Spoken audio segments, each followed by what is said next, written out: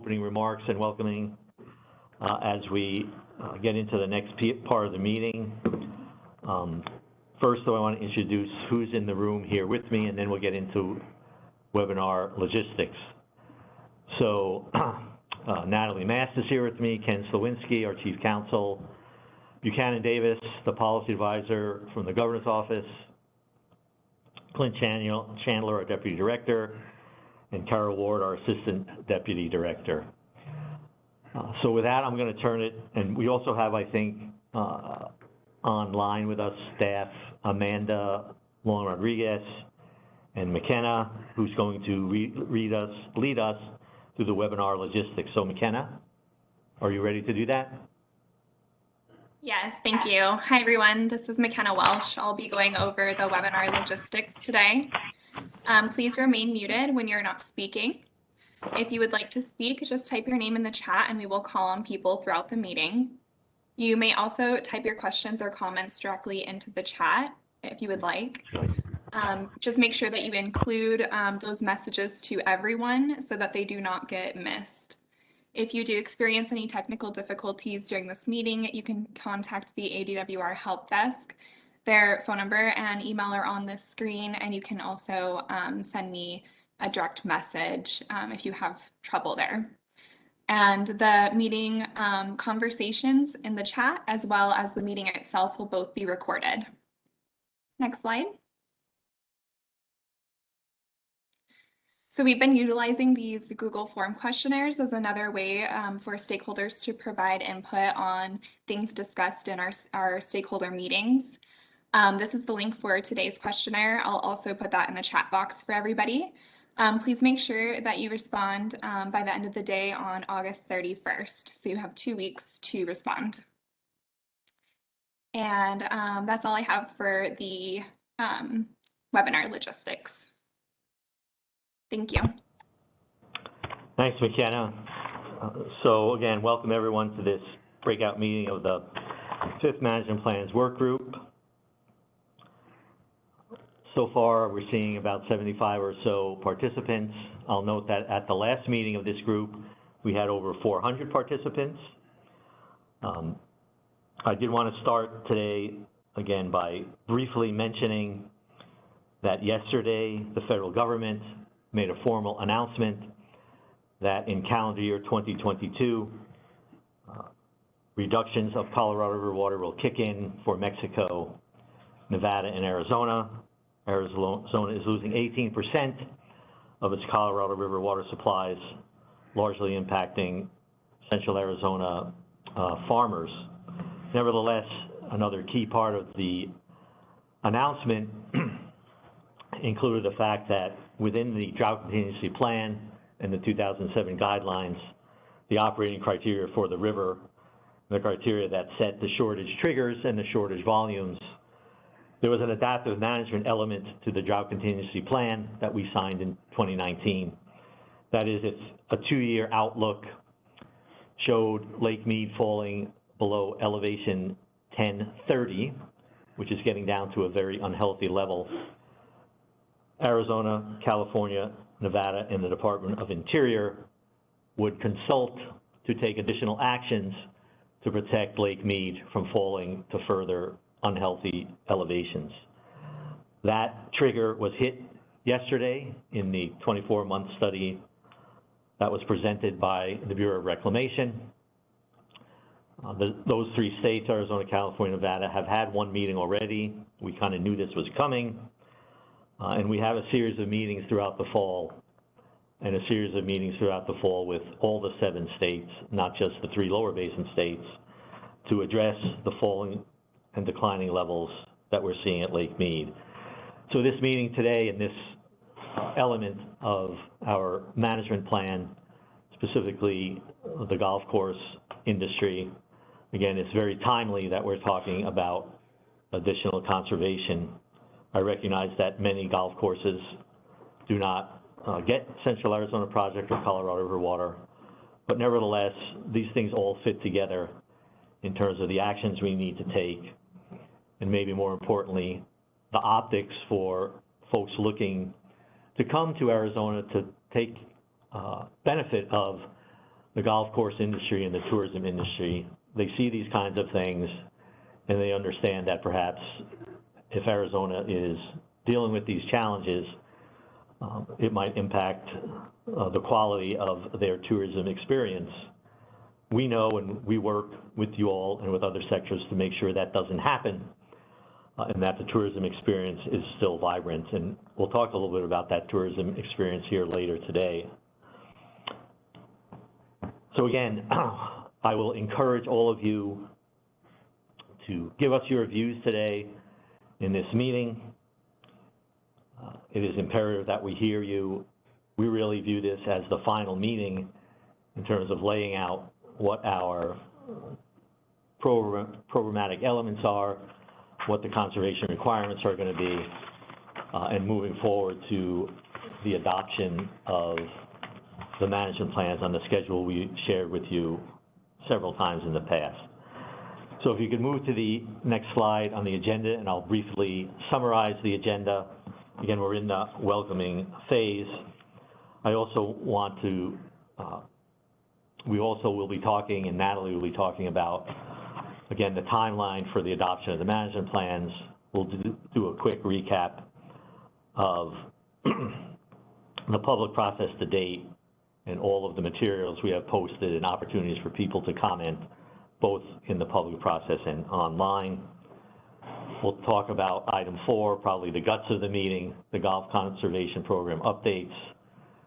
So part 1, the conservation program structure itself, and part 2, the outdoor legacy golf course revitalization grant, the tourism link that I mentioned before, and we'll have Buchanan Davis talk about that. Natalie and Amanda will talk about the program structure and elements. And then we'll talk a little bit about the next steps in closing after we have discussion and take your comments. We have set aside 3 hours for this meeting. We know that last time, with all the participants we had, we ran out of time. We stayed significantly past the publicized end of the meeting date, I think, by at least an hour. We hope this time that we set aside enough time so that everyone who wants to speak will be able to speak. And again, we will stay here. I will stay here to listen to all of you, as will the rest of us in this room. So with that, I think we can turn it over to Natalie for a quick review of the status and timeline for all of the 5th management plans, including this element, the golf element. So go ahead, Natalie. Thanks, Tom. Amanda, you can go to the next slide, please. Thank you. So many of you have seen this slide a number of times before. We did just want to reiterate this timeline. We've been working since mid-2019 on the program analysis and development for the 5th management plans, and right now we are working through our drafting process for those 5 5th management plans. You can see here that we are intending to do our promulgation process next year. So the process that we're going to be working through is we will publish some initial drafts, our 5 initial drafts at the beginning of next year, take some informal comments on that draft, and then move into the formal legal adoption process. And I'll talk about that a little bit more later. What that means, though, is that we do need to wrap up this process. As Tom said, we do see this as kind of the final development meeting for these programs. Depending on the comments that we hear today, we may have another meeting to discuss the regulatory language. We recognize that because we are fully reworking this program, the regulatory language that we're going to see in the 5th management plan for the Golf Conservation Program is going to be completely different than what was seen in the 4th and 3rd management plans. So we may have a dedicated meeting to walk through that language. We'd be interested in hearing feedback on that, or we may just publish that in writing and take written comments on that language. We have worked to be communicative and ask for feedback throughout this process, providing multiple opportunities for feedback. But ultimately, we are hoping that those of you who are here today will speak up throughout the course of the meeting today and provide additional input. We are, again, as Tom said, we are kind of hoping to wrap up this development process today. If we could go to the next slide, please. And with that, I'll hand it back off to Tom to walk through some of the process that we've been through in this development. Before we start, any questions for Natalie about the timeline?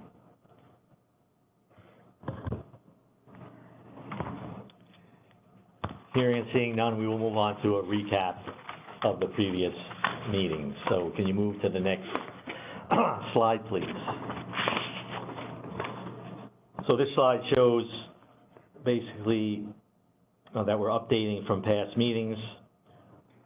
We're going to share details on the existing turf conservation programs. We discussed the goals for the 5 MP turf conservation program. We proposed allotment calculation methods for the golf course and non-golf turf facilities, and put together a golf conservation program proposal. Today, we're going to talk about the final golf conservation program. And next steps, again, there's a link there so you can submit comments to us via a questionnaire that we designed. And eventually, we will get to a point where we will share draft regulatory language with you, something that is a little bit different than in past processes for the management plans. We usually waited until we had the entire management plan drafted so to share it for comments, but again, trying to expedite and meet the schedule Natalie previously discussed with you, we thought sharing that draft regulatory language would help move things forward in a more quicker manner. So again, that just reemphasizes the need to hear from you today, or in a short amount of time through the link that we have here today. So if we can go to the next slide. So this is a summary of the turf subgroup meetings that we've had between September 9th, 2019, and today's meeting, August 17th, 2021. I'm not going to go through in detail through each one of these meetings. You can read that for yourself. There were 9 public meetings. We spent the initial meetings detailing the existing programs in order to help identify the goals for the 5th management plan. And those goals are, again, to achieve water conservation, equity between the various participants in our program, the golf courses, and then trying to make the program more simple in terms of both the administration of it on our side, but what you all have to do on your side, and the understanding of what the regulatory requirements are going to directly translate into for each golf course. Having worked through multiple iterations of different proposals to balance the statutory requirements, the scientific input, and feedback from the industry, we're now ready to share what is the final version. The meetings have averaged 50 attendees. 2 recent meetings had 90 for one meeting and over 400 attendees.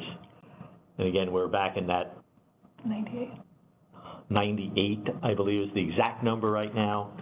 I think we have people probably still trickling in, joining the meeting as we speak. So 100 participants is a pretty robust number. So I'm happy to see that the industry is paying attention, meeting with us here today, and having an opportunity to give us their feedback as we go through all of these items we've been discussing. So if we can go to the next slide. So again, here is a summary of meetings between the department and the Arizona Alliance for Golf. So the director and the governor's office participated in 6 out of these 14 meetings. There was April 27th kickoff meeting of the Alliance, I believe, and DWR was not an active participant at that meeting. I think there were some other meetings, perhaps, among the Alliance and others, perhaps the industry and the Alliance, the Governor's Office and the Alliance. So just a quick summary of where we have been. And again, a lot of the meetings between the Alliance and DWR predated the formal kickoff meeting of the Alliance. I think it was essentially with the same proponents on behalf of the Alliance and on behalf of the golf industry, as the Alliance told us that they were representing the broad interests of the entire industry through that group. So if we can move to the next slide. Some of the resources we have for you. Again, all that we have been doing, we have been posting online, presentations, meetings, comments, and perhaps one of the most important things I hope for all of you was the allotment calculator. You can see that graphic on the right side of the screen. We definitely worked hard to provide access to information through these concept pages, the calculator, the recordings, the comments, et cetera, going back to the beginning of this process in 2019. Those resources are still there for you to access. For those of you who have not been able to participate throughout the process, you can catch up, certainly, by viewing the resources on our website. So again, I encourage you to take advantage of the resources we provided to you. I think you can definitely track back and see the genesis of what has happened and how we got to the point we are at today.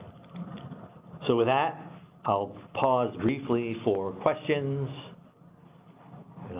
And I see some things coming up in the chat. Who, perhaps, I don't know, McKenna, are you going to read what's in the chat? I can do that. Natalie? I just had one person saying that he was having some audio issues. Jeff, I think McKenna was going to reach out directly to you to try to address those audio issues. And I did just want to note that we are dropping some links in the chat throughout today's meeting. So there are links available in the chat to the questionnaire that we mentioned earlier and also to the 5MC concepts page that you see screenshotted on the screen here. So we'll transition to the next agenda item, which is the proposed program updates. And again, I want to thank those of you who have participated in this process on an individual basis. I want to thank the folks who have represented the Alliance. I know that they have put in a lot of work, and we've had a lot of back and forth with them to get to the point where we're at.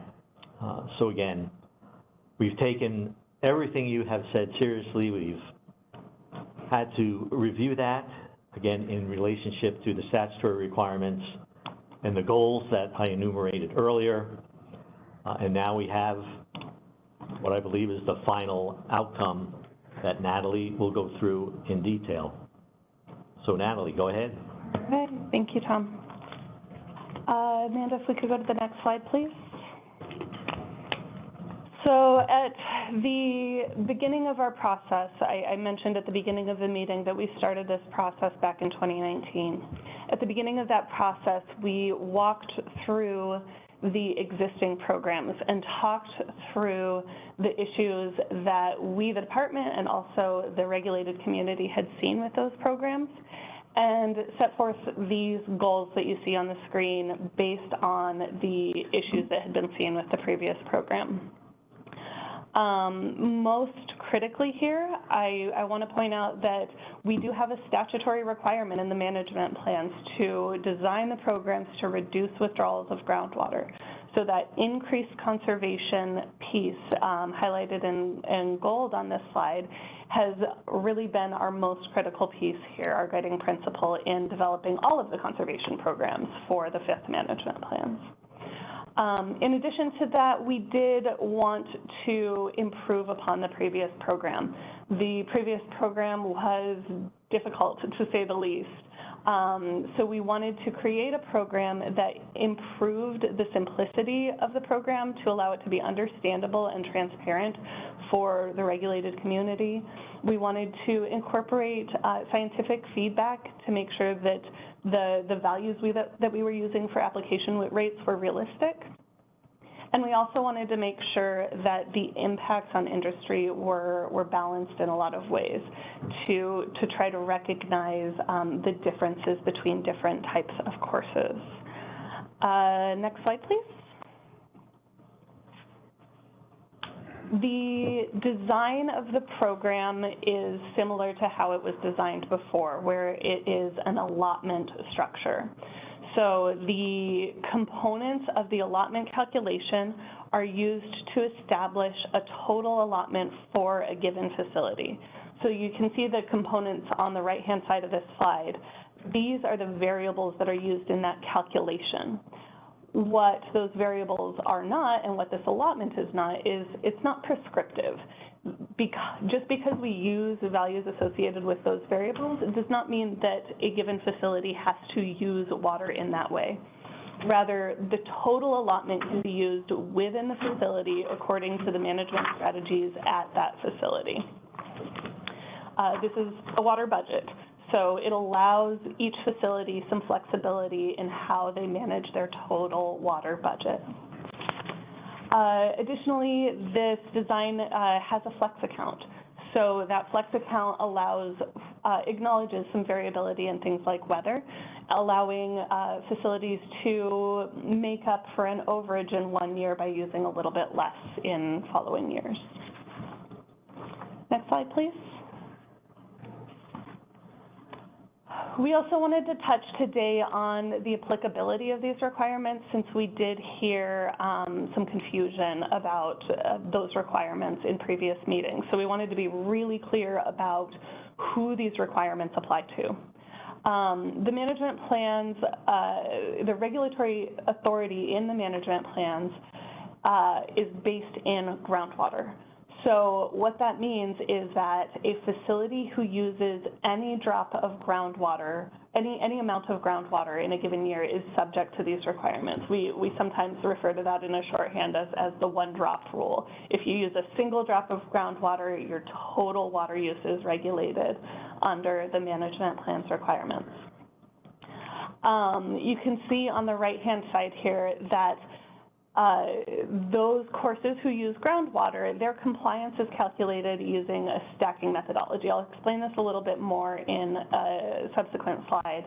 But basically, the idea there is that compliance is calculated by counting groundwater last, by stacking it on top of the other uses, so that it is total water use with groundwater counted last that is regulated under these requirements. Next slide, please. So this just shows a little bit more graphically, maybe a little bit more clearly, what I mean when I say the groundwater is stacked on top. So this is a theoretical example of a turf facility in the Phoenix AMA, whose allotment is 100 acre-feet, just for ease of talking about it. You can see a black line that kind of goes across the top of the slide that illustrates where that 100 acre-foot line is. So if a facility uses 100 acre-feet of groundwater, there's no exceedance. They haven't exceeded their allotments. If they use 50 acre-feet of groundwater and 50 acre-feet of Colorado River water, that's 100 acre-feet, no exceedance. If they use 110 acre-feet of Colorado River water, there's no exceedance in that example because there is no groundwater used in excess of the allotment. So you can see that there's no red on that middle column there. On the one just to the right of that, you can see that the groundwater is stacked on top. So in an example where a facility uses 110 acre-feet of Colorado River water and 20 acre-feet of groundwater, the amount that would be counted in excess of the allotment is that 20 acre-feet of groundwater. It wouldn't be 30 in that case because, again, the authority is based on groundwater, so we only count as excess the amount of groundwater that exceeds the allotment. So it's 20 acre-feet in excess of the allotment in that example. The right-hand side is an example where a course is using effluent. I know many of you know that there is an effluent adjustment for turf facilities. So in that example, the course is using 50 acre-feet of groundwater, 50 acre-feet of effluent, which is multiplied by 0.6 with that effluent incentive, and then gets counted as 30 acre-feet for purposes of compliance. So that's 50 plus 30 plus 40 acre-feet of groundwater. So in that example, since the facility is using 120 acre-feet of water under that compliance calculation, the additional 20 acre-feet of groundwater is in excess of the allotment. So that's maybe a clearer way of understanding how stacking works, where the groundwater is counted last and the total water use is regulated under the management plans. Stop and ask for questions. Sure, I'll go ahead and pause for a moment here to allow any time for questions.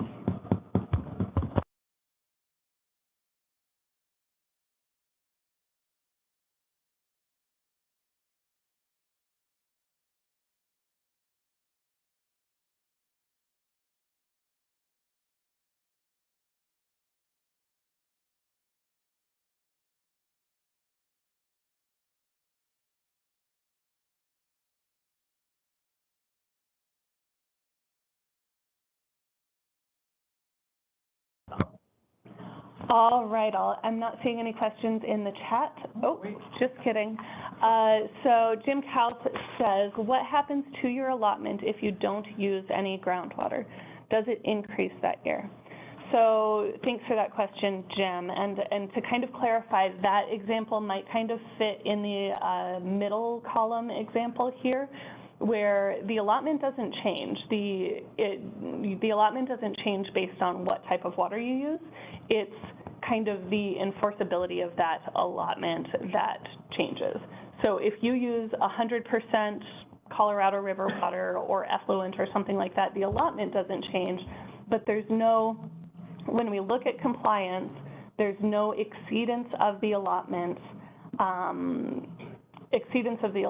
in groundwater. There's no groundwater exceedance of the allotment, so there is no overage on the allotment.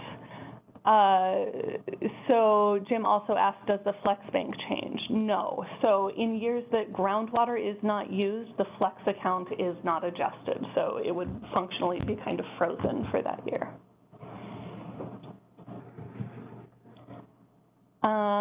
We have one question from Jeff Lee that says the 0.6 multiplier for effluent has stayed the same. And thank you for that question, Jeff. I will get to that in just a moment here, actually. So hold tight on that question for just a moment here. If we could go to the next slide, please. And this is exactly where that number is kind of coming through. So the final allotment method you can see on the screen here. This final allotment method is very similar to what was presented in our last meeting as the April proposal. The only difference here is that in that April proposal, we had proposed changing the effluent adjustment to 0.7 across the board for all AMAs. What you see here is that with this final proposal, we are not proposing making any changes to the effluent adjustment for the 5th management plans. That change was done in an effort to address comments from the industry and to really move forward in this process and create a compromise package to kind of conclude these discussions and the discussions held with the Alliance. If we could go to the next slide, please. I'm going to walk through some of the details of that proposal that you saw on the previous screen, but I did want to note that the details of the application rates, the final allotment calculation method, those are available on the concepts page that we linked to earlier. you can see that the application, on that concepts page, I know it's a little hard to see on the slide, on that concepts page, you'll be able to see that the application rates vary just slightly for each AMA, and some of the details might vary just slightly for each AMA. Those differences between AMAs are reflected in the allotment calculator, so I would really encourage you to go to that concepts page and use that allotment calculator to better understand how that proposal impacts your particular course. Next slide, please. The effluent adjustment, as I mentioned earlier, we had in our previous meeting proposed moving all AMAs to a 0.7 level for the effluent adjustment. This final proposal does roll that back, and you can see for that final column, that 5 MP column, this final proposal includes leaving those effluent adjustments the same as they were in the 4 MP. Next slide.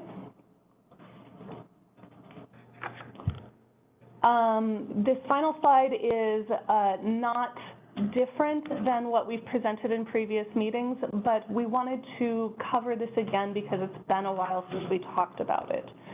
So there are also allotment additions, items that can be added to the allotment based on specific circumstances. So there are 2 allotment additions that were not changed from the 4th management plans. That is an addition for filling or refilling bodies of water and an addition for leaching. 2 allotment additions were updated for the 5th management plans, and that's the revegetation allotment addition and the newly turfed area allotment addition. The revegetation allotment addition is really intended to be kind of an establishment type of addition. So where this might be used is in areas where turf has been removed and low water use landscape is being installed. There is an allotment addition that is limited to 3 years of 0.74 acre-feet per acre. So this doesn't allow continued irrigation of that acreage, but rather kind of is intended to require that that landscape that is designed as a xeriscape landscape, and that 0.74 acre-feet per acre allows those new plants to get established during that 3-year period. The newly turfed area addition is intended to be for renovations and that type of thing. It's a single-year addition of 1 acre-foot per acre for no more than 5 acre-feet per hole. So that's intended if there's a course redesign or something like that, then that addition can apply in a single year. However, there is a limit on that, which is that this addition will only apply if the total turfed area for the course does not increase. Next slide, please. So I mentioned earlier that our next step for this process is that we will publish regulatory language sometime in probably the next month. And at the beginning of next year, we intend to publish full drafts of the 5th management plans. After that, we have a formal adoption process.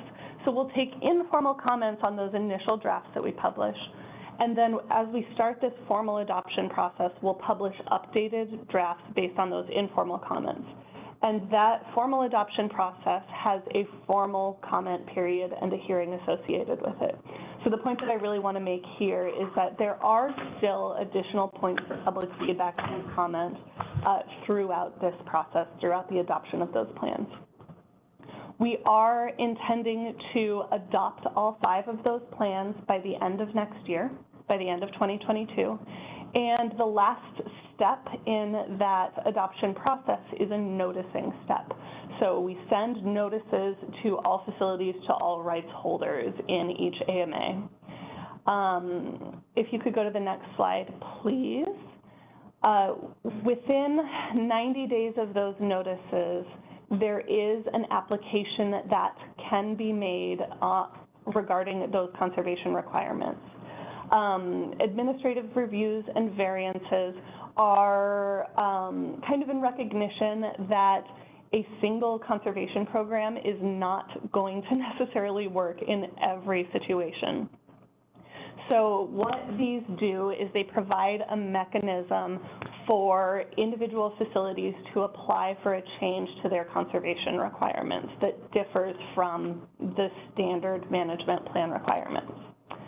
And the difference between the two is that an administrative review lasts the full length that that management plan is in effect, and a variance is really just intended to provide additional time for compliance with those standard management plan requirements, and only lasts up to 5 years.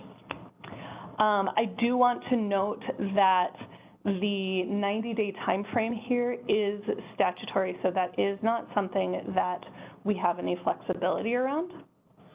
But this is a nice process designed to recognize those specificities and those unique circumstances for individual courses. We've heard a lot throughout this process about how different individual courses are from each other and how a lot of them have these unique circumstances.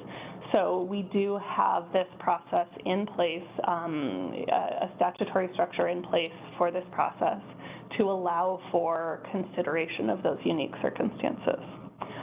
So with that, I'll go ahead and pause for another minute for any questions. I did see a couple coming in the chat while I was speaking, but let me actually hand it back off to Tom for a moment. Before we pause for questions, I just wanted to mention, and I've said this before, the different groups about the administrative review and variance process. We have a tough challenge when we put these programs together. We try to make them equitable. We try to make them effective and usable for as many of the different circumstances, in this case golf courses, as we possibly can. And we try to do that because we know that the administrative review and variance process is a lot of work for us, and it's a lot of work for you if you have to file one. So we've tried to do the best we can in balancing all those things together. We didn't put this program together with a philosophy that, oh, if there's some issues, we can just fix them in the administrative review and variance process. But there might still be some need for some of the golf courses for all of you to file. So we recognize that. But again, we also recognize the work burden that it puts on you, because it puts just as much of a burden on us. And we don't like doing extra work here, and we know you don't like doing extra work on your end.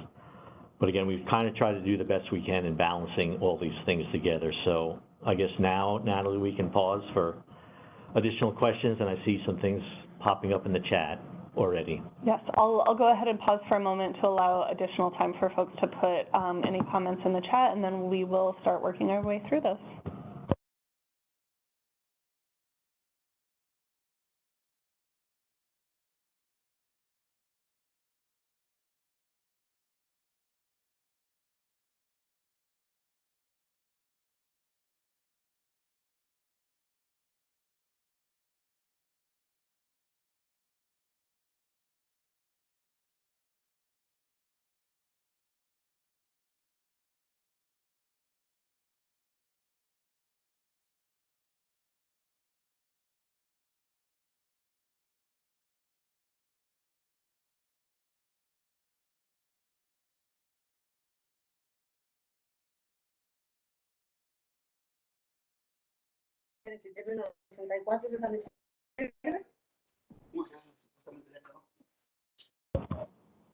All right, we'll go ahead and start working through the questions that we received in the chat.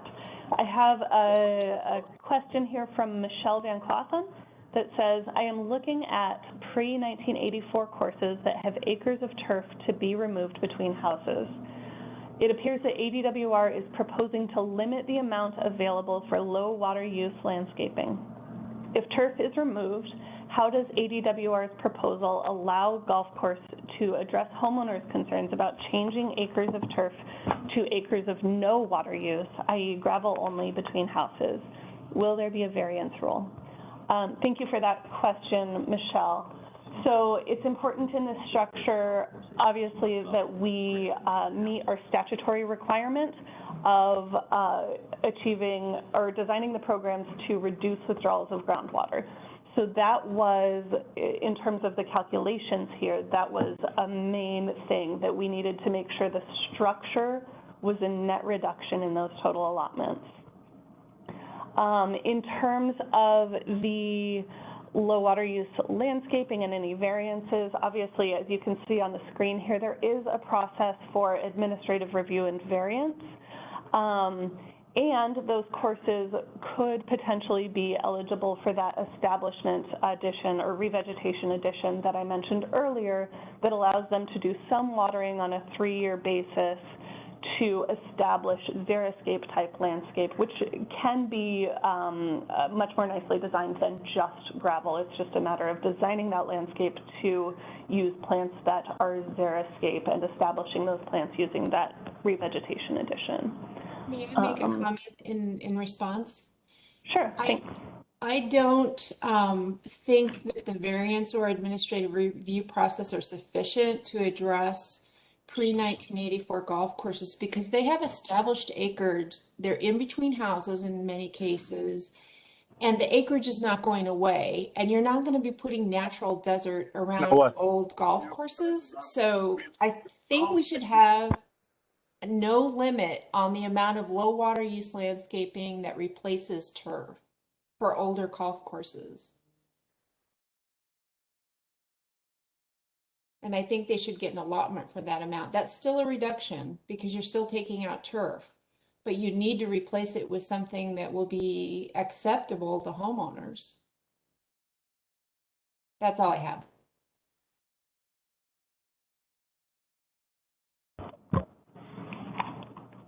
Thanks, Michelle. We'll take that into consideration.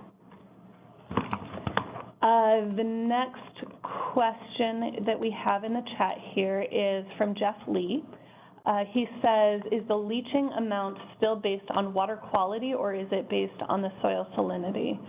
And Amanda, maybe you can help me out here. We did not change the calculation associated with the leaching addition. I believe it's based on soil salinity. I don't know if Amanda can confirm that for me. Yeah, you're correct, Natalie. It's based on soil salinity. Okay, thank you. Mm-hmm.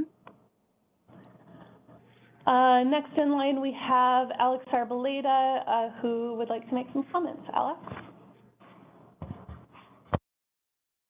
Thank you so much. I had a few technical difficulties in the middle, but I think everything is back up and running. Can you all hear me?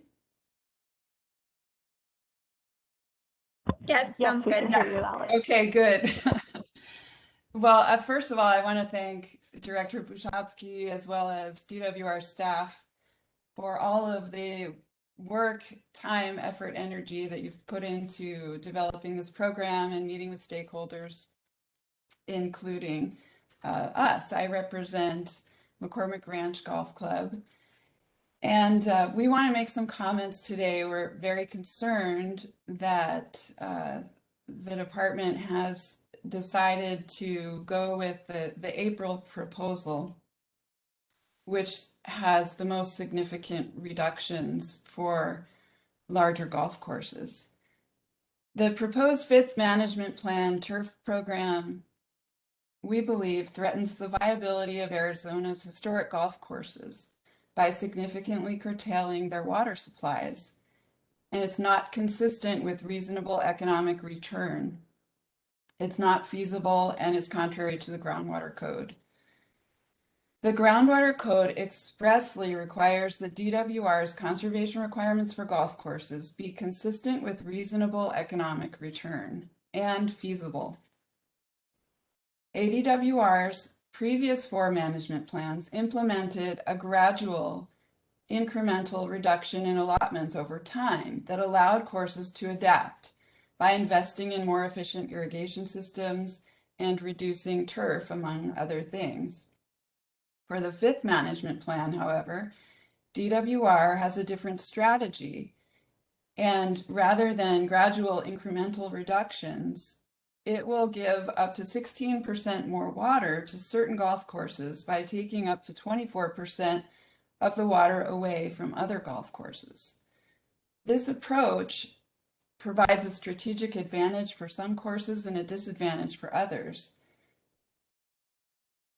ADWR's proposed conservation requirements of to reduce up to a quarter of the water supply for some of Arizona's historic golf courses will threaten the economic viability of many older courses and the established communities that have built up around them.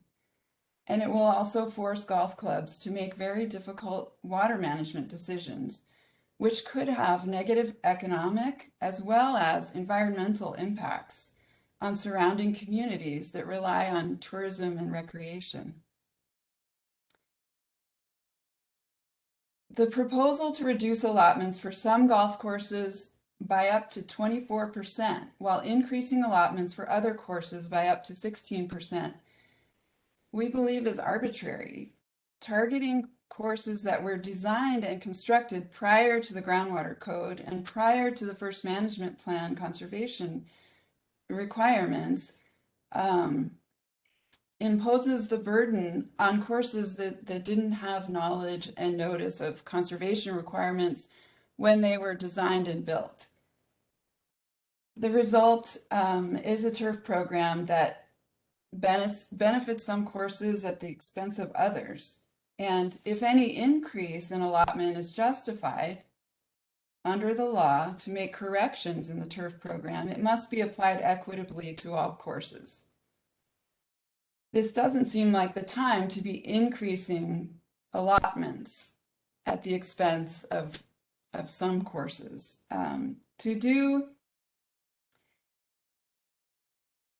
To require the larger historic courses to bear all the burden of these reductions does give certain courses a competitive advantage, and it doesn't seem like there's a reasonable justification for that. The fifth management plan conservation program should require achievable conservation measures for all courses rather than imposing substantial water curtailments on a few. To achieve safe yield, which is a very important goal, and I think everyone agrees, ADWR aims to reduce golf course allotments by about 3.1%. This goal could be achievable if it applies to all golf courses equitably, so that each course can take steps to reduce water use in a manner that is consistent with reasonable economic return. The golf industry accounts for only 1.9% of Arizona's total water use, compared to its economic contribution of at least $3.9 billion. So conservation measures should be developed that require increased conservation without threatening the economic viability of Arizona's historic golf courses.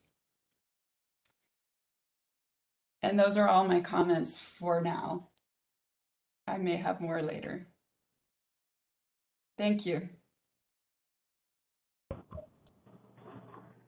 Thanks for that comment, Alex. Next item is from B. Cook. Is there a formal process to apply for administrative review and variance? Is there a checklist of data required with forms to complete? Thank you for that question. Yes, there is. So as I mentioned, there is a timeline in which applications need to be submitted 90 days, within 90 days of that noticing that occurs at the end of the adoption of each plan. There are applications available on our website, on the management plans page of our website, and we can get the link to that page. Actually, here we go. So I just dropped the link to that page in the chat for you as well. So there's one form, or one application form for the variance and one application form for the administrative review. Hit June 1st.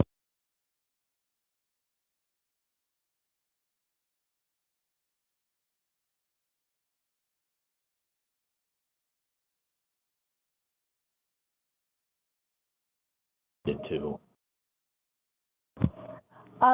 Just one point of clarification there. Those forms that I mentioned are intended to provide some clarity on the type of information that is needed and the types of things we're looking for those administrative reviews and variances. All right, next question from Jim Kaus. Low water use is 0.74 acre-feet per acre. If we remove turf and convert to plants or decomposed granite, we are only given an allotment of water for 3 years. How do we sustain the new plants? Thanks, Jim, for that question. So there is a low water use allotment that is ongoing for each course, but it's limited to one acre per hole. And Amanda, please jump in and correct me if I'm quoting that number wrong.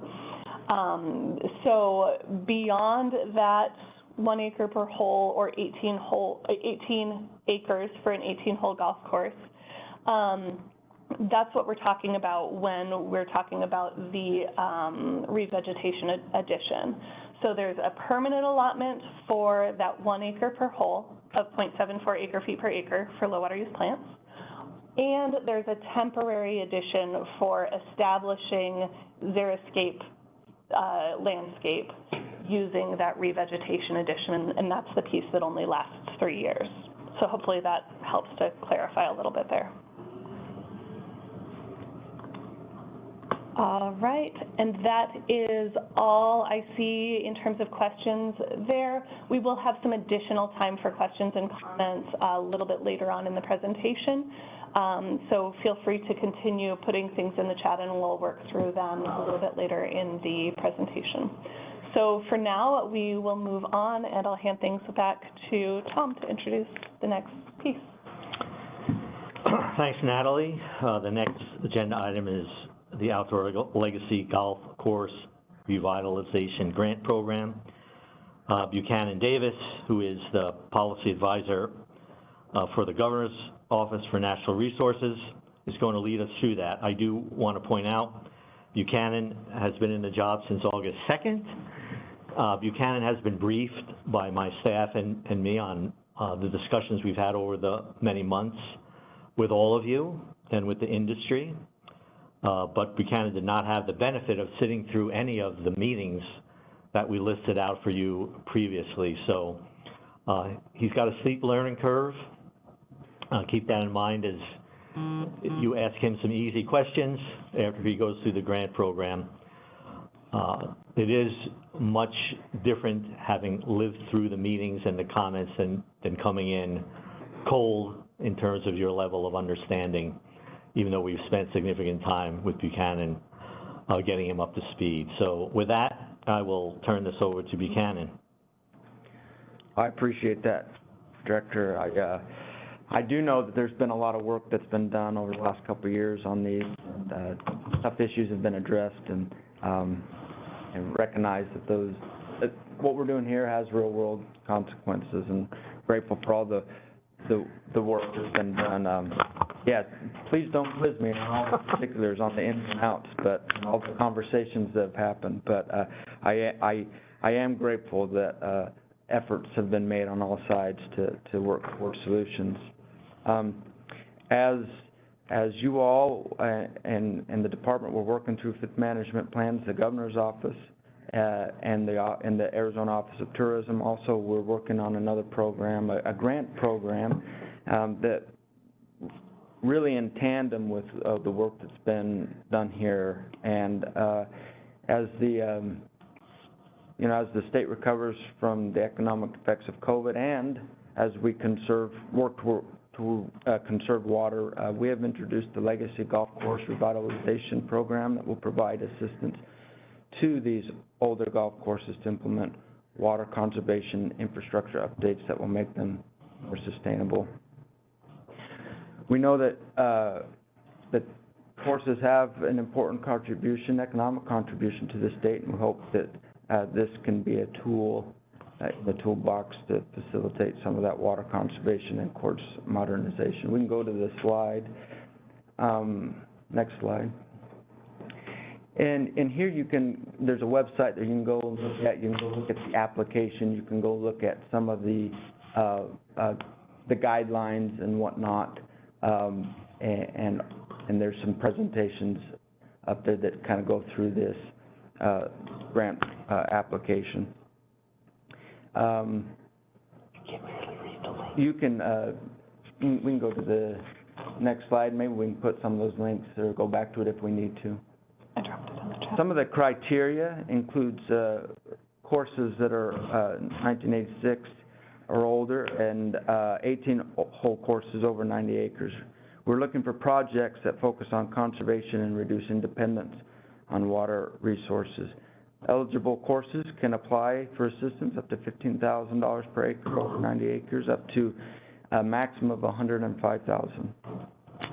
Again, we know that this will not mitigate all the costs, but we hope that it's an important tool in the toolbox as some of the older, bigger courses work to reduce the water footprint. And last, I don't think we have it up there, but if you have questions on the grant application process, the eligibility and whatnot, you can send emails to grants@tourism.az.gov. It's grants@tourism.az.gov.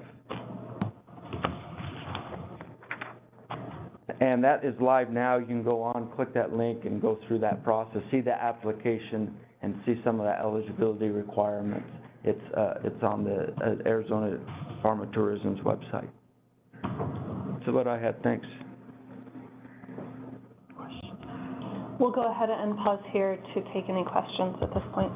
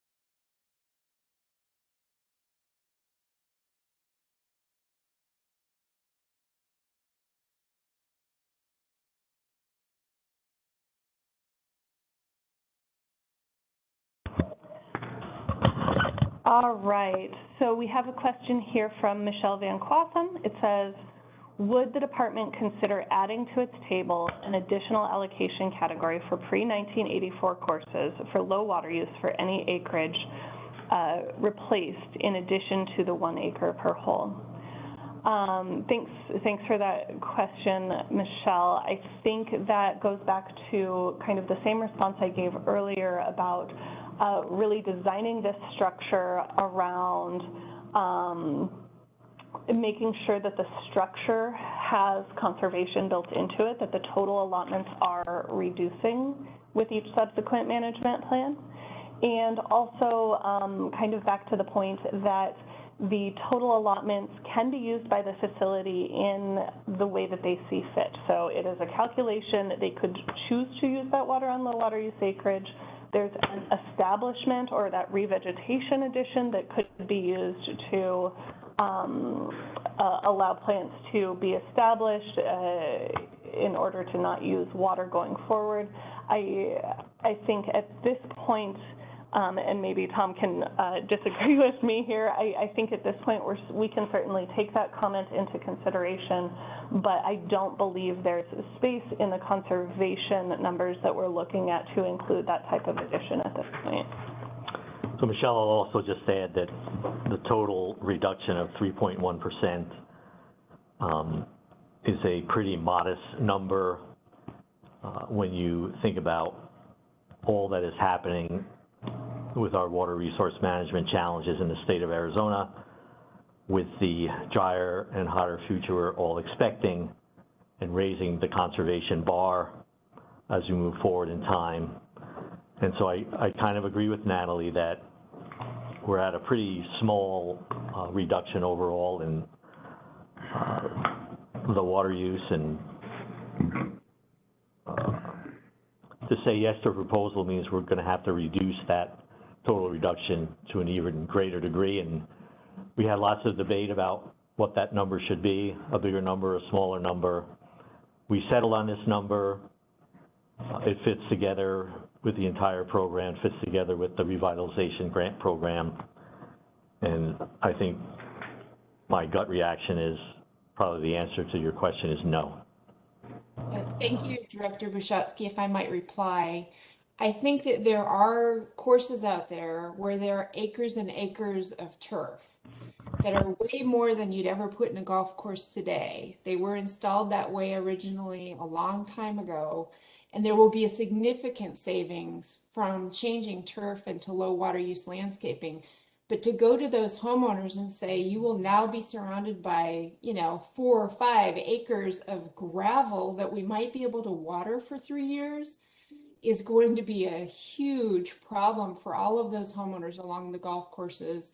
They haven't been involved in this process, and I'm just saying it's going to go very poorly in those older courses if we don't address it in the rule and make it possible for those courses to reduce their water use in a way that doesn't punish the homeowners. I appreciate that comment, Michelle.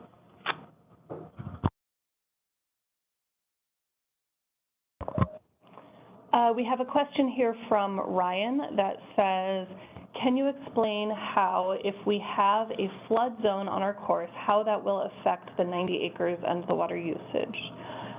Thanks for that question, Ryan. And that particular item might be something that we'd want to talk with you individually about in more detail.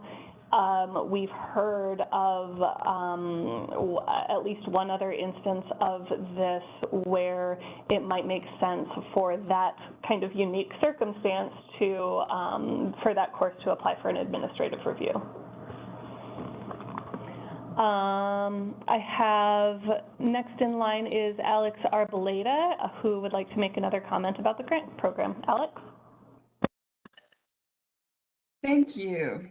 So first of all, I would like to thank the department and the governor's office and the Alliance and anybody else who was involved in developing this grant program. I think it has definitely a worthy goal of trying to mitigate some of the impacts of these having to reduce so much turf in some of the larger, older courses. However, under the proposed Fifth Management Plan turf program, some golf courses will face water cuts that are orders of magnitude greater than what the outdoor legacy golf course revitalization grants will mitigate. I understand that this is a tool in the toolbox, and it's an important tool, but we all need to understand that this grant program has a maximum of $105,000 per course, which will only give golf courses enough money to remove a few acres of turf. The program estimates that it would cost about 15,000 acres per acre to remove turf, which would equate to about 7 acres if you got the maximum amount. Some estimate that the actual cost of turf removal, especially if you include replacing that with low water use landscaping, is probably closer to $30,000 or $40,000 per acre, which means that if you get the maximum amount for the grant, it might pay to remove about 2 or 3 acres of turf per course. Many of the historic golf courses that are going to be impacted by this Fifth Management Plan proposal already have highly efficient irrigation systems, and they may have to remove in the vicinity of 50 acres of turf per course. Some have multiple courses, so you can see that to be in compliance with the proposed allotments, it will take substantially more than the $105,000. And that is another reason why we think that this proposal is not consistent with reasonable economic return, and it's not feasible. Thank you.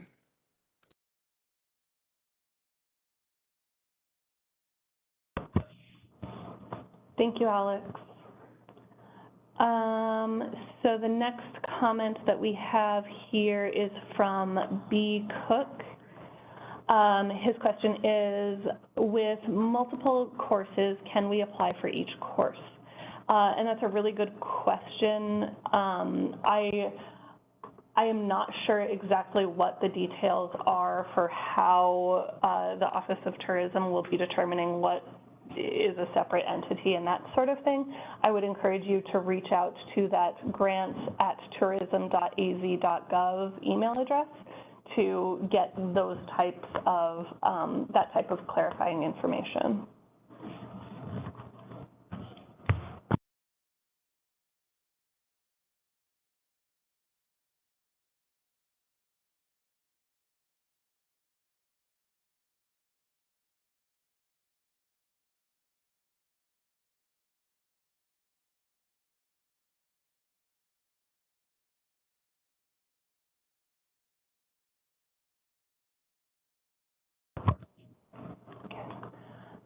Next question here is from Jeff Lee.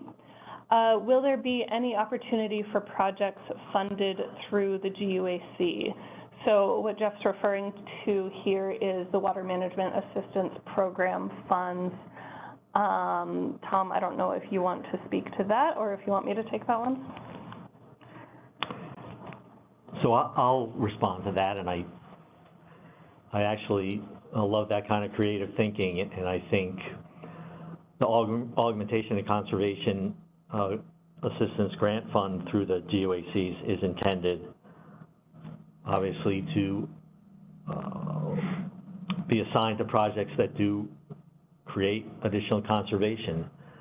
So I think that might be a possibility, that might be another avenue for folks to apply. I know we like in that program to fund kind of new technology or technology that can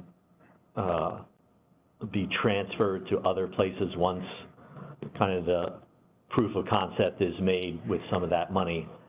But we've also done recently grants that don't necessarily meet those criteria, especially with the $2 million that was made available for those purposes connected to the drought contingency plan.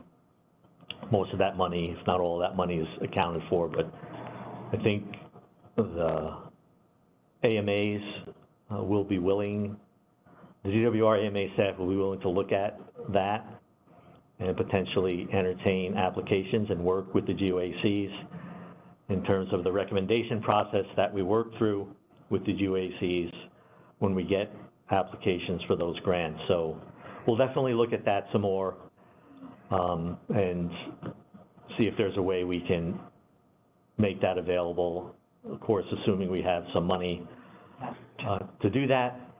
And I don't know what the dollar amounts are available off the top of my head for those programs right now, but we'll look into that. It's a great question and a great idea.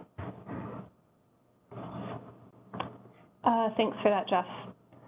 The next question here is from Bill Schwind, who says, for those of us who manage multiple courses within a community, are the Fifth Management Plan acre fee allotments calculated per course or on an aggregate of all course turf? Thanks for that question, Bill. So it's kind of on an aggregate basis, but the limitations on those allotments for each component are based on an acres per hole basis. So if you have, we kind of use this shorthand around 90 acres, but that 90 acres really only applies to an 18-hole course because it's 5 acres per hole in that example. So if you have 36 holes within your facility, for example, then that would be different. It's on an acres per hole basis.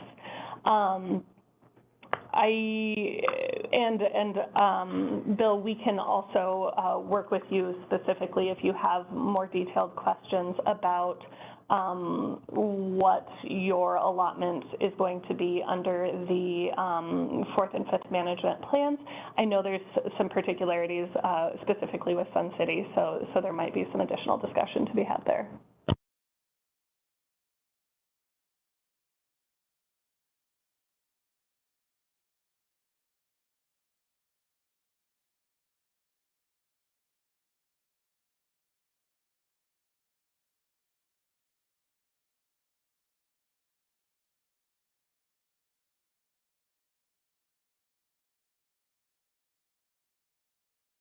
Might. So just to clarify that a little bit, in instances where courses are contiguous, they can request that their allotments be combined. So when I talk about a 36-hole course, that's an example where those two 18-hole courses have been combined and then they can use that total allotment for those combined courses across that full facility in the way they see fit and report on it all together. If there are three separate courses, or two separate courses, I guess, in that example, then they would each get just the allotment associated with that individual course. If they're not contiguous, then they can't be combined, but added together, the volume would be the same. It's just a different way of managing and reporting.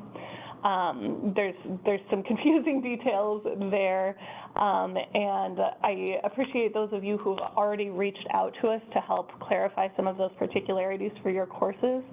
For those of you that have those types of detailed questions about what exactly your allotment would be under your particular circumstance, I would encourage you to reach out to me or my team or to our AMA staff to help you clarify those questions. Next here is Kathy Ferris. Kathy says, I'm wondering if $105,000 is enough for an old established course to make a dent in its water use. Has that been studied? Also, what about Alex's comments that older pre-1980 courses are not being treated equitably?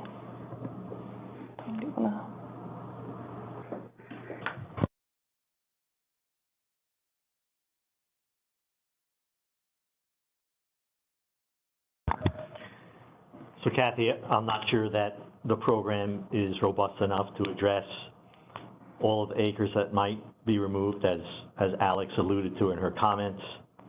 But I think, as Buchanan stated earlier, it was one tool in the toolbox. I don't know that it was intended to be the be-all and end-all for any course that had to adjust based on the new conservation requirements.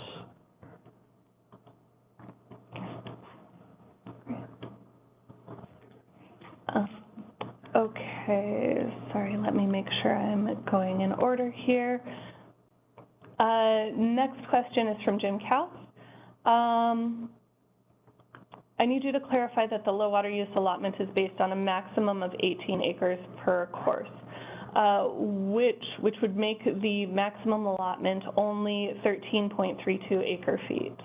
However, there is no maximum amount of low water use acres for non-golf course facilities. Please comment.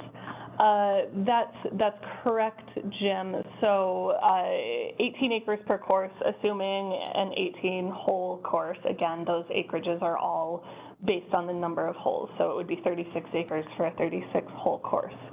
The program for non-golf turf facilities is a fully separate program. And we did a similar type of process and analysis for the non-golf turf program, making sure that we were designing those programs in the same way as we're doing here to reduce the total allotments over time. So it's a different structure there, but those total allotments were also reduced between the fourth and fifth management plans.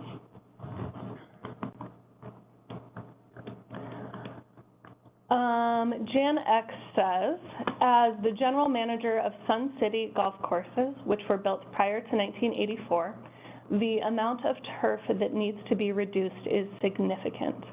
The reduction of the water allocated in the 4MP from the 3MP is 17.53%, and the reduction of the water allocated from the 5MP to the 4MP is another 11.63%, which supports earlier comments that state what happens to the historic golf courses is much greater than 3%.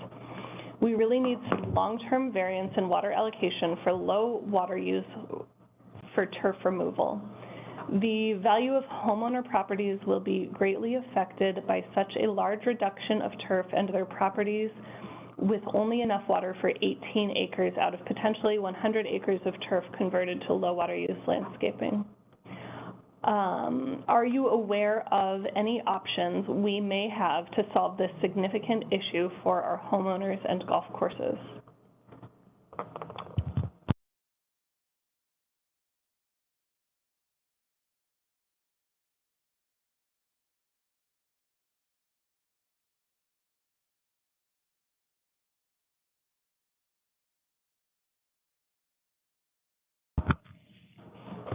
Hi, Jan, and thank you for that comment.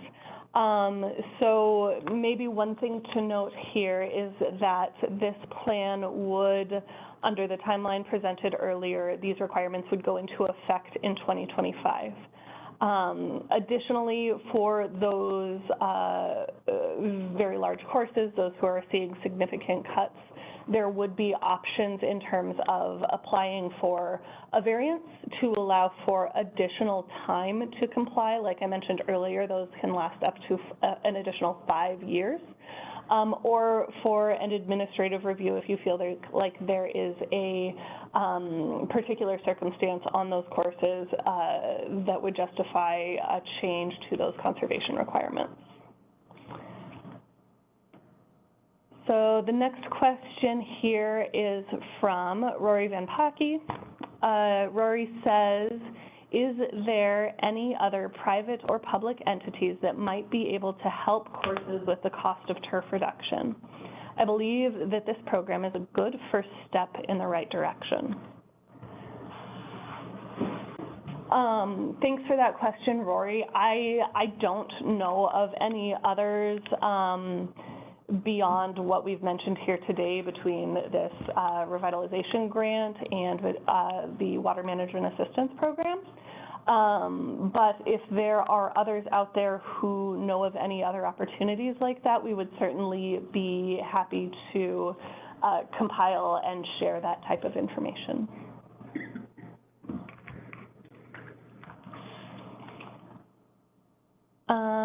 The next question is from Cameron Kaplan.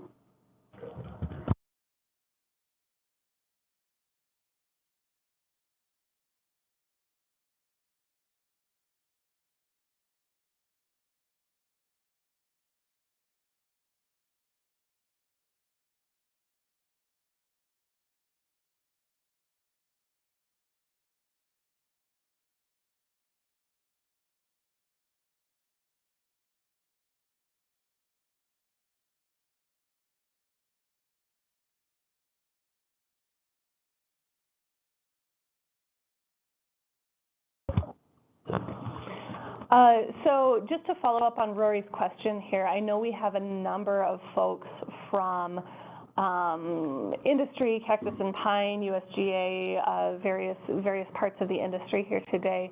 So we would certainly be interested in hearing from any of you who might have some response to Rory's question or know of any additional support for the cost of turf reduction. I'm not sure if any of you all know of any additional programs, but we would really appreciate that additional information and being able to share that information here today.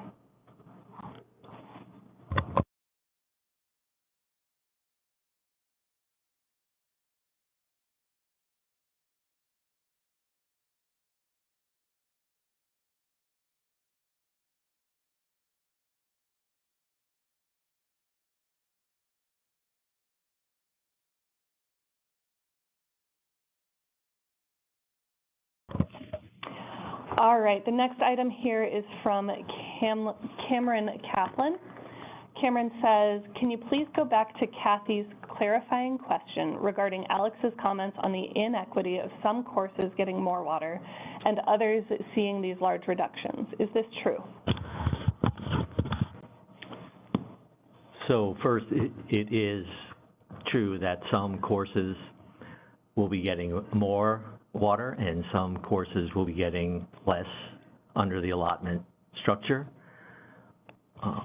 As we talk through all of the discussions with the stakeholders and talk through the program with the governor's office and with input from the Arizona Alliance representing all the courses, we tried to figure out a way to get to a total reduction throughout the industry, the 3.1%, and we recognize that an outcome of achieving that end was to create a situation where some courses had to be cut and some courses are getting more. It's also related to how the program was done in the past, including the fact that there was a huge adjustment in the past for low water using plants in situations where it was evident that in many cases, or some cases, courses were getting more water for low water using plants than was evident for the amount of low water using plants they had in each one of those golf courses. So again, back to the trying to simplify this program, trying to make the program more transparent and achieving the balancing of all the goals. I think that is the result that we see in some of the courses ending up with a little bit more water and some courses ending up with less water.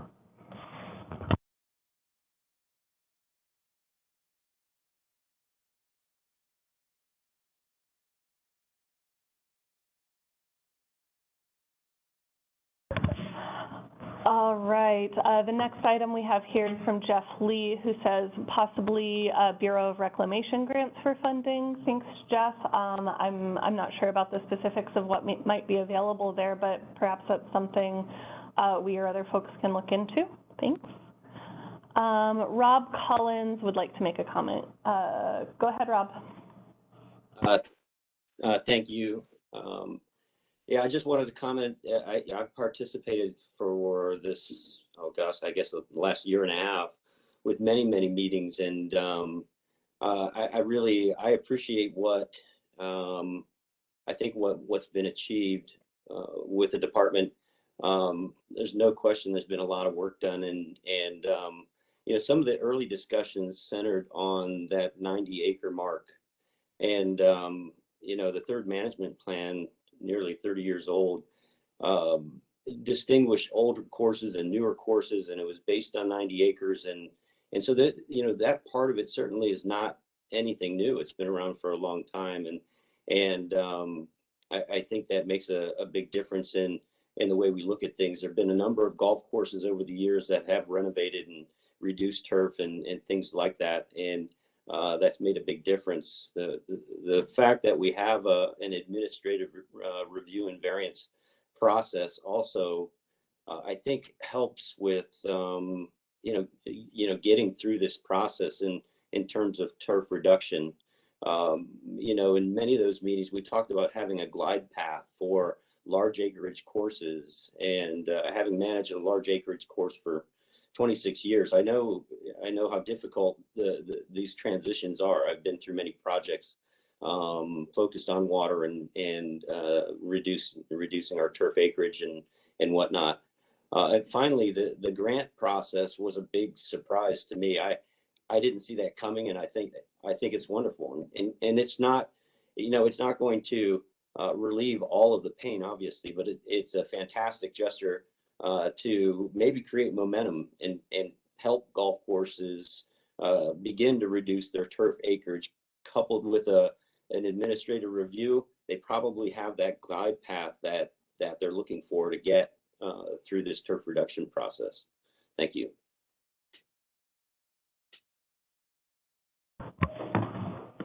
Thanks, Rob. Next in line, we have Alex Arboleda with another comment. Alex? Thank you again. On June 21st, I wrote a letter to the department on behalf of McCormick Ranch Golf Club, raising some of these issues.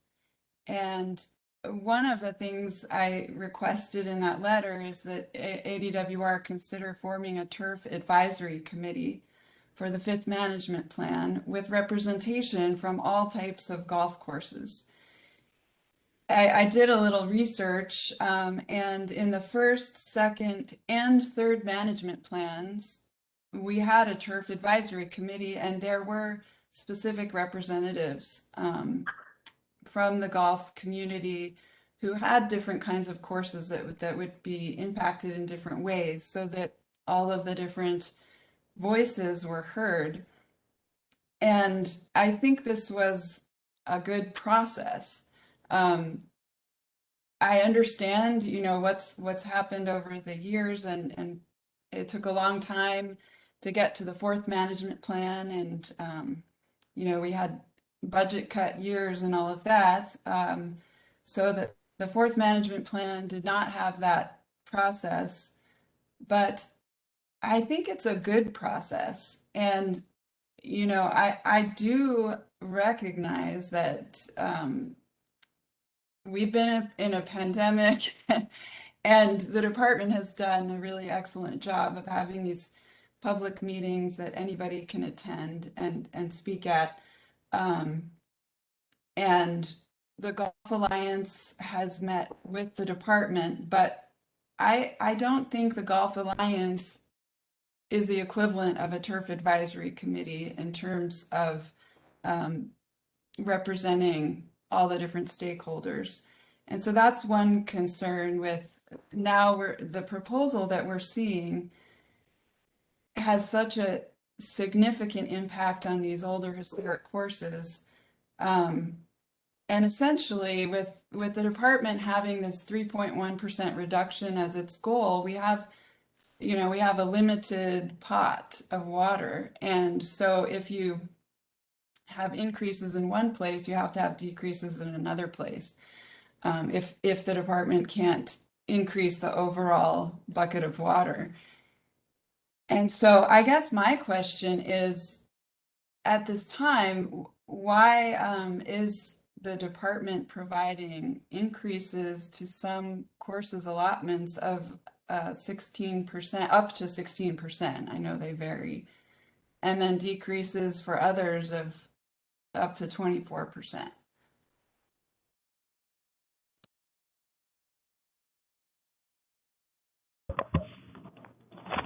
Hi, Alex. So the allotments are calculated based on acreage, based on some assumptions around application rates for overseeding versus non-overseeded turf. Those application rates and the structure around those allotments were developed over the course of the last really year and a half in consultation with both scientific experts and industry experts to really kind of reset this program. We, I think, acknowledged from the outset that the previous program, the previous calculations resulted in some wildly disparate allotments that were not necessarily always realistic and that were not necessarily always based on actual acreages or reality for that matter. We heard a lot of folks calling various items in that previous allotment the cheat factors. So we really wanted to pull away from that previous allotment methodology, reset in order to make something that is more transparent and more scientifically based. So the result of that is that the impacts here are different on different courses. We are seeing some differences in courses, some getting decreases, some getting increases, but a lot of that is the result of that reset. We recognize that some of these cuts are pretty significant, and that's why we've talked so much about that administrative review process today, because we think that the structure is really important. We think that resetting this program and getting this kind of defensible and clear structure without these cheat factors in place is really important.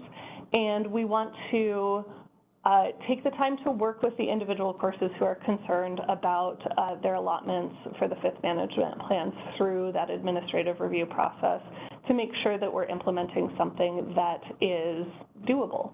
We're not working to put anyone out of business here, so we have committed to work with those individual courses through that process to make sure that these changes are realistic.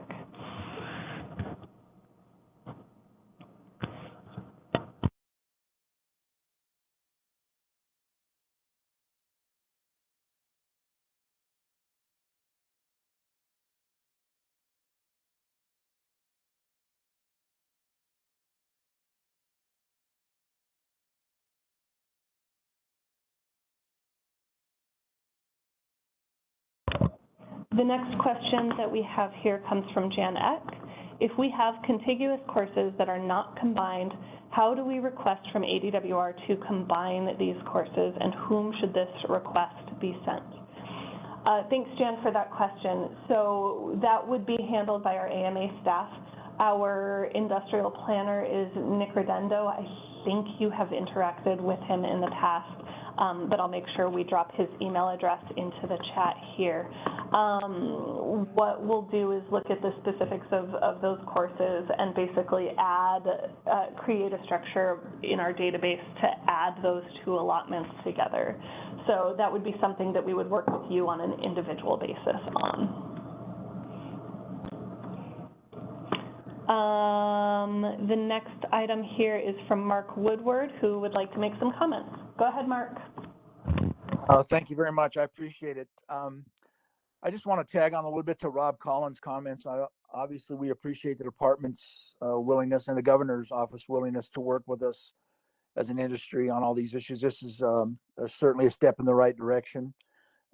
In some cases, and not some cases, it's going to be challenging for people. There's no doubt about that. It's been a long process, a challenging issue to deal with. But I don't want to lose sight of this turf reduction program that kind of fell into our lap here recently. That was a pleasant surprise to everybody, and it's not going to solve everybody's problems. I understand that, but I mean, that's a positive thing that needs to be stressed. It's going to play a key role in the department's goal of reducing groundwater, I'm sure. And plus, as Rob mentioned, the administrative review and variance process will play a role as well.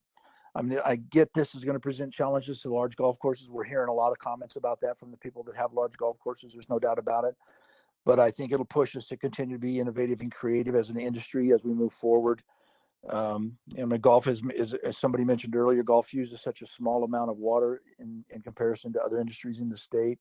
But I realize, and golf course superintendents have always been environmental stewards and conservationists, and we do our best to manage the golf courses. And somebody mentioned also earlier about some of the efficiencies that we put into place over the last 30 years. I don't want to lose sight of those either, because those are really important to consider, because golf has done a lot in terms of pump stations and irrigation heads and nozzles and all kinds of different things, watering with ET rates and doing all those things with our computerized irrigation systems has really been an efficiency, a lot of efficiency measures that have been implemented is my point basically there. So, and Rob's right, the 90-acre requirement, I think it's been around for quite a number of years, and it's been talked about, that language anyway has been talked about for quite some time. So we will continue as an industry to encourage our people to make every effort to reduce and conserve water whenever possible. That's what we've done for years and years. That we'll do no different. And we'll also, as some of you know, we've implemented some best management practices that we'll continue to implement, that have been developed a few years ago, that we'll use to effectively manage water as well. So I think that's important. But the main point is, I just don't want to lose sight of that $8 million that's been for that turf reduction program is is quite a coup. And I think that's going to be very important as we move forward. Even though it's not going to solve all our problems, it's going to be a step in the right direction. So I'll stop for now. Thank you.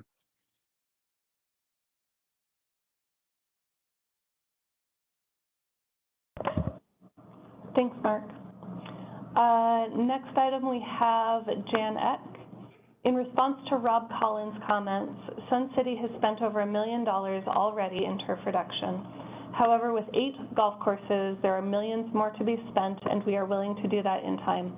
However, with no water for these reductions, this greatly affects what we have already done with all low water use plants on ADWR list, as we will not have sufficient water to maintain what's been done, let alone what is left to be done. All right, thanks, Jan. The next comment is from Jim Cal. Besides the turf reduction, many facilities will need to focus on increasing their irrigation efficiency to meet these very stringent allotments. Has ADWR thought about partnering with manufacturers, distributors, and industry associations to provide training to help improve efficiencies to meet current reduction needs? The industry will need help managing water, and perhaps ADWR could sponsor this training.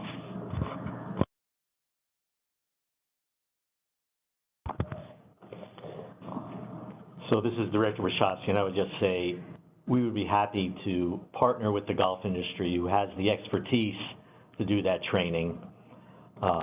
We don't have that expertise on our own, and I would imagine that, again, some of the industry organizations, maybe it's Cactus and Pine, maybe it's Arizona Golf Association, maybe it's U.S. Golf Association, I would expect that they have many of those training programs available to folks within their industry. I don't obviously know that for a fact, but if we can help, we're willing to do so.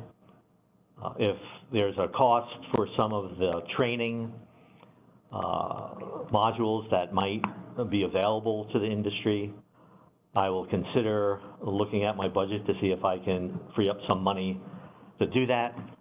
The Groundwater User Advisory Council Augmentation and Conservation Fund money that someone brought up earlier is also another area where it's a legitimate use of that money. We have a program using that money for the agricultural industry to do that very thing, the Water Management Assistant Program, I think it's called. So we can definitely look into that, but we need the help of the industry because we don't have those training modules or that expertise alone here in the department.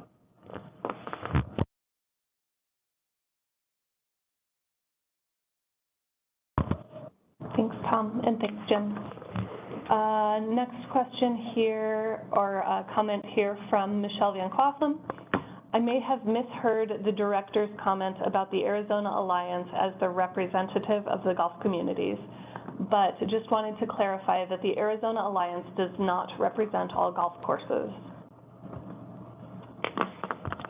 So Michelle, as we talked with the Alliance, they have told us that they represent they broadly represent the industry across the board in Arizona. I never took that to mean that every single golf course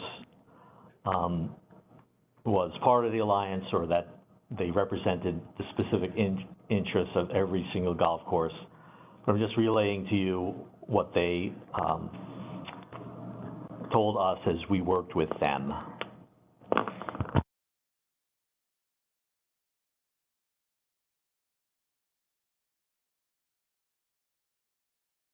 Thank you, Director. Thank you. All right, next here is Jan Eck. Hit send too quickly.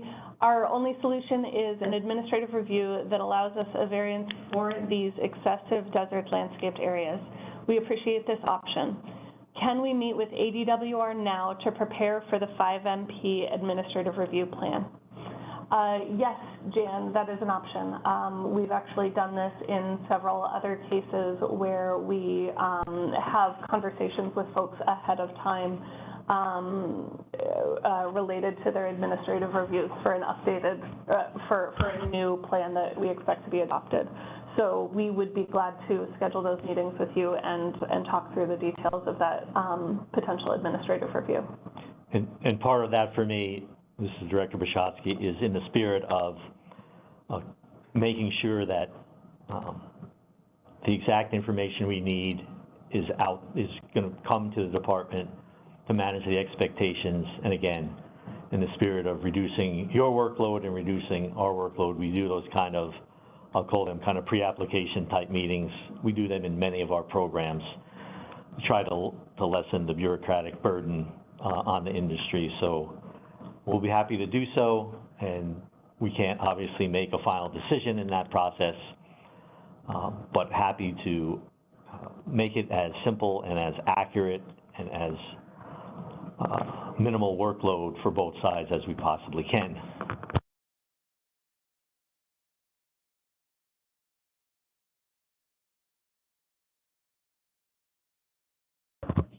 I do just want to reiterate that we are throughout this process dropping some additional information and links in the chat here. So the email address for Nick Redendo, our industrial planner, is in the chat. That's nredendo@azwater.gov. And AMA staff can also be reached on our kind of general customer service line for the AMAs, which is 602-771-8585. And there's also a link in the chat for the website for the Water Management Assistance Program, which has some additional information on how those funds work in each AMA. And I would just ask, going back to the last discussion about admin review, let's wait till at least we publish the final, we publish the draft version of the regulatory language, because we are going to listen to all your comments today. I wouldn't expect any major changes to any of the programs, but we just hang on until we at least publish the draft regulatory language, so we have something to hang your hat on in terms of the need for the administrative review or variance in the first instance. Great. Thank you, Tom. I am not seeing any additional questions or comments in the chat at this time, so I think we can move to the next slide, which we've kind of already been doing. Thank you. We'll go ahead and head to the closing comments, and I'll hand things off to Tom.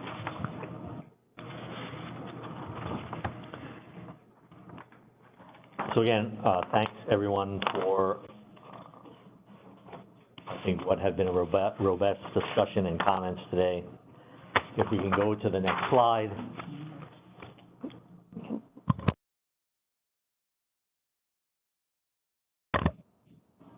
Again, just a rehashing of the fifth management plan timeline. We're in the 20 and 21 development and drafting phase. In 2022, we'll be in the adoption phase, including the publication of the initial drafts of the entire plan, presentation to the Groundwater User Advisory Councils for their feedback and recommendations, and then the promulgation process, which includes hearing and public comment, findings and adoption, and then the formal noticing of the conservation requirements. So the next slide. And again, this is just a repeat of what we talked about earlier. Again, I think what's most important at this time is to remind folks that there still is a comment period open with the link you see there. Natalie, how long are we going to have that open? We leave that open for 2 weeks. McKenna, do you have the date for when that'll close? August 31st. August 31st, thank you. And of course, we will have more discussions internally about all the comments and suggestions we heard today as we move forward towards the final drafting of the regulatory requirements that we will share with everyone, including this group. So I don't know if any additional comments or questions came up in the chat while we were just getting towards adjournment, but I'll turn it back to Natalie to see if that has happened. Yes. We have several more comments that have come in. The first one is from Mark Daly. Are there going to be any more stakeholder meetings specific to non-golf turf facilities? Thanks, Mark, for that question. We weren't intending to have additional development discussions related to the non-golf turf facility programs, but similar to what we've talked about with the golf course regulatory language, we will be publishing that language on our website, taking additional comment on that language, and we'll be considering having an additional meeting to review that language and also the golf course regulatory language in this kind of similar type of forum.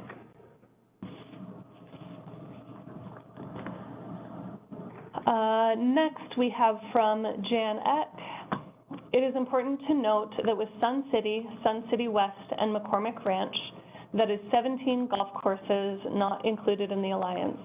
That is over 25% of the pre-1984 courses that are on groundwater.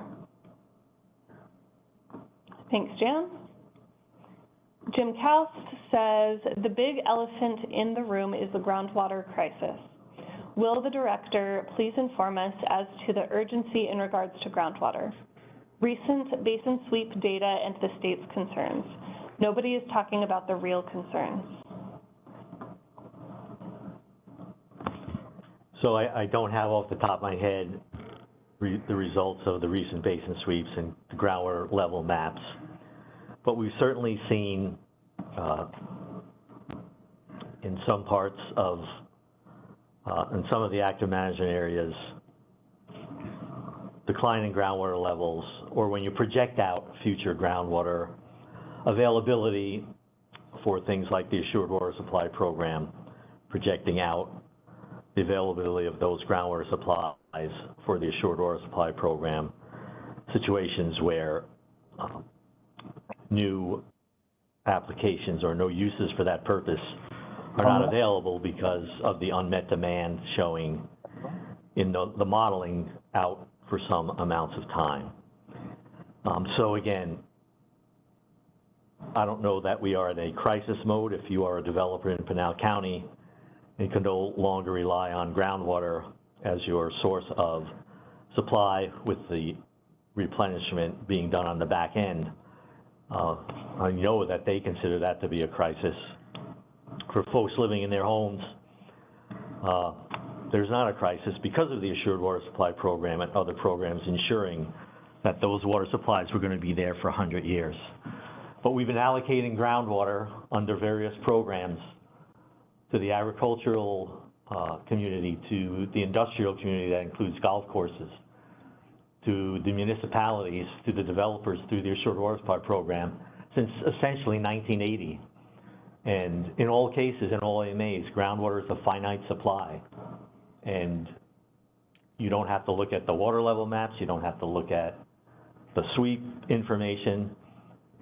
Sooner or later, that allocation process is going to meet its zenith, and there won't be more water to allocate. And we need to protect the water that's been allocated for those who are using it. And one of the ways we do that is through the increasing conservation requirements embedded in the groundwater code for all of the sectors, including, as we've talked about today, the golf industry. So when you couple that with what is happening on the Colorado River and the likelihood that for many years in the near term, perhaps even on a more long-term basis, the ability to take Colorado River water and put it under the ground to bolster our groundwater aquifer levels is going to be less and less available to us as we move forward, dealing with, again, the declining flows of the river that we've seen over the last 30 years and potentially declining flows that many researchers are showing us are going to occur 30, 40, 50 years out as a result of climate change. So we have these challenges, we have a lot of success, we have a lot of reliability and sustainability. And again, part of what we struggle with and part of what we're struggling with this program, as with all our programs, is achieving the right balance of protecting those who are here now, those who are coming in the future, and the industries that rely on the water resources as well. So again, you have to look at the big picture in terms of how all this fits together, and I think that really was what your question was getting at. So we're doing, I think, a good job in that. Doesn't mean that individuals in different sectors, farmers in some cases, with the shortage of Colorado River water, that are losing their water, some of the golf courses here that are being asked to reduce in what might be a difficult way and a challenging way. I think within the big picture scheme of things, our programs do have equity. They do create situations where we're giving as much protection and sustainability as we can, but there are going to be individual impacts or even group impacts, as we're seeing with Central Arizona Project Agriculture in 2022, when the state loses 18% of its Colorado River water. So I guess I'll leave it at that in terms of the answer to your question.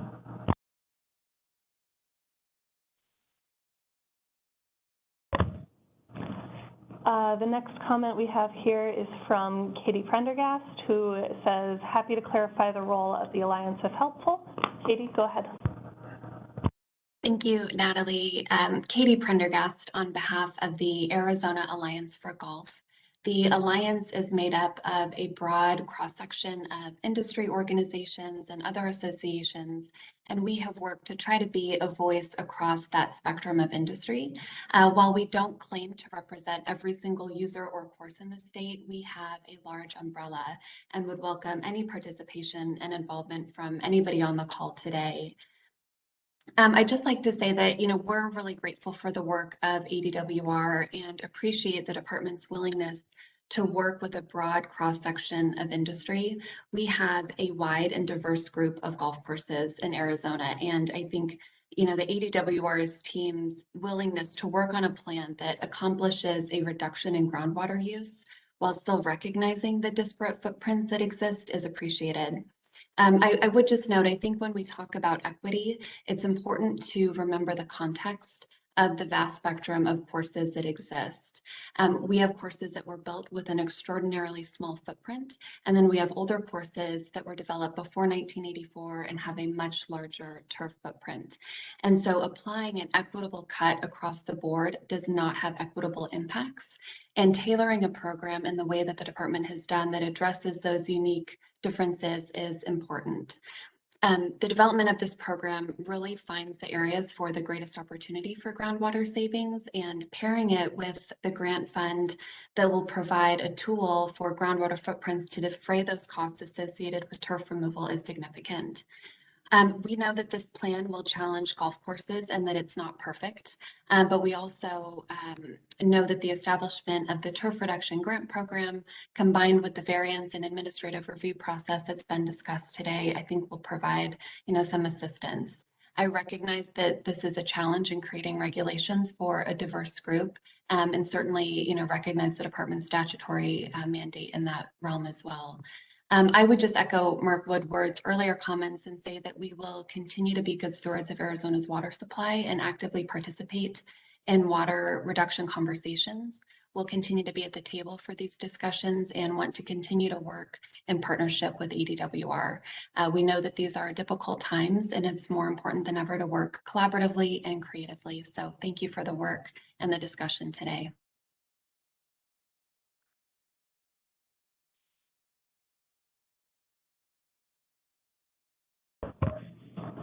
Thanks, Katie. Next person is Ernie Pock, who would like to speak.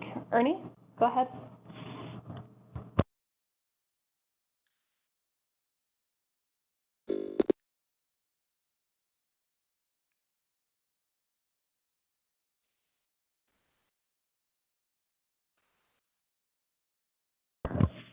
Ernie, you should be able to unmute yourself, or McKenna may be able to help you unmute.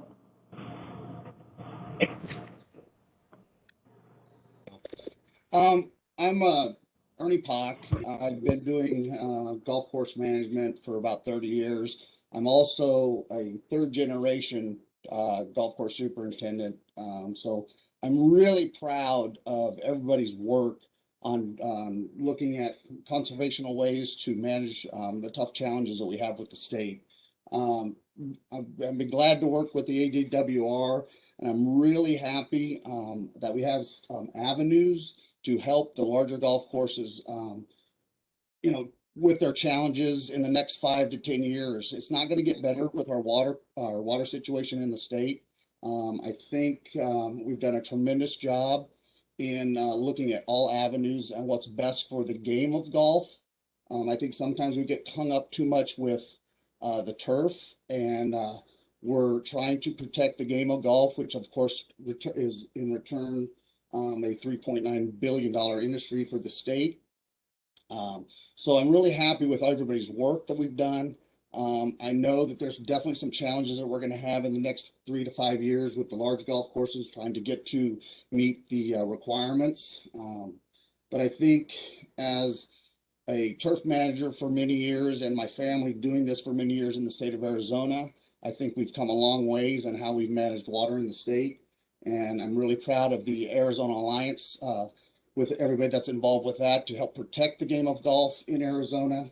I'm really proud of the Arizona Department of Water Resources to listening to the science and the people that are involved in the day-to-day operations of managing golf and turf in Arizona.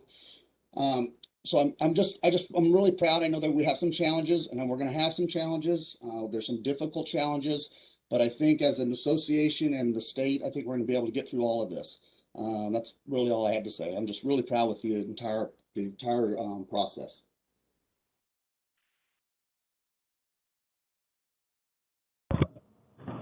Thanks, Ernie. We have a question here from Alex Arboleda. Were any large historic pre-1985 golf courses represented by the Golf Alliance? The proposed 5MP program has substantial impacts on those courses, and they should be represented in any turf advisory committee.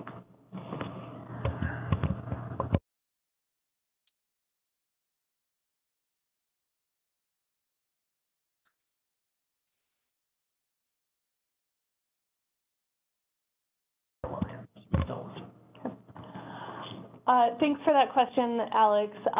We don't have knowledge of the specific members of the Alliance. I'm not sure if the Alliance would specifically want to speak to that. As for the fifth management plans programs, the discussions and representation is really in this public group here. So the intent of this group throughout this process over the last almost 2 years has been that this kind of takes the place of the Turf Advisory Committee. So we do appreciate the broad representation that we've had in this group here.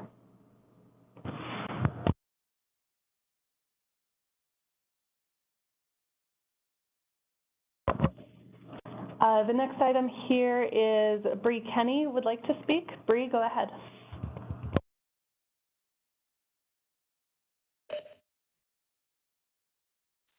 Can you hear me?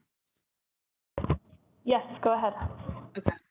So I'm Bree Kenny. I work with Troon Golf. We have probably 40-some golf courses in the state now, and ours are highly variable. We range from some that are brand new, some that I think were built around 1919. We go from some of the lowest acreage to the highest acreage courses, groundwater users, no groundwater users. So, I mean, just within our company, we understand that some of our golf courses are going to face changes with these plans. I'd say one of the biggest things for me has always been the third management plan had too low of a turf consumptive use rate, and the efficiency factor was too high for that time. And now I really do appreciate that with this fifth management plan, the department has considered using university research to raise that turf consumptive use rate where it should be, or at least closer to it. And then considering this efficiency factor, I think this is something that we're going to have to discuss in the future. But I do really appreciate that part, since that's been a big sticking point for us, especially considering the past. And this is going to be tough for our higher acreage facilities. We have at least a few that are pre-1985 higher acreage. They'll definitely be applying for this grant and probably the variance as well. But I hope that in the future we can work kind of like a three-way system where we have the university research, ADWR, and the industry represented, because I expect there could still be some changes to these base rates that make up these plans. Yeah, I guess that's all from my end. It's tough, but I do appreciate that you guys have given us this process.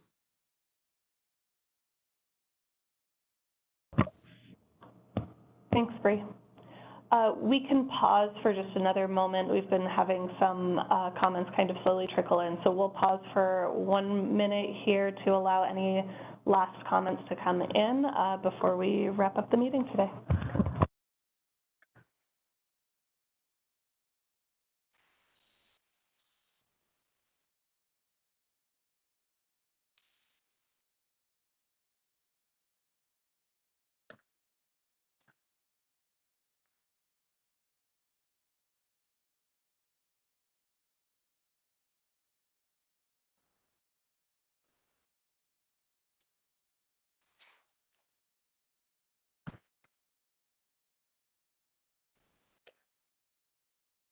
Yeah. Wait a minute.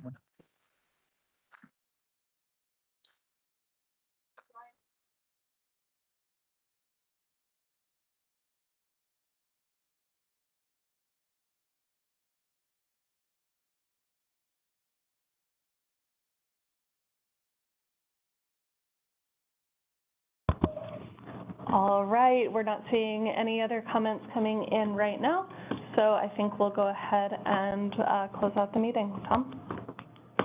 Oh. Again, I'll just say thank you to everybody. Thank you for the participation, not just today, but in all the past meetings. And again, we will work towards finalizing the regulatory elements of this program and the language that we will share with all of you to try to get this over the finish line in the time frame we have to adopt the plan to make the requirements enforceable in 2025.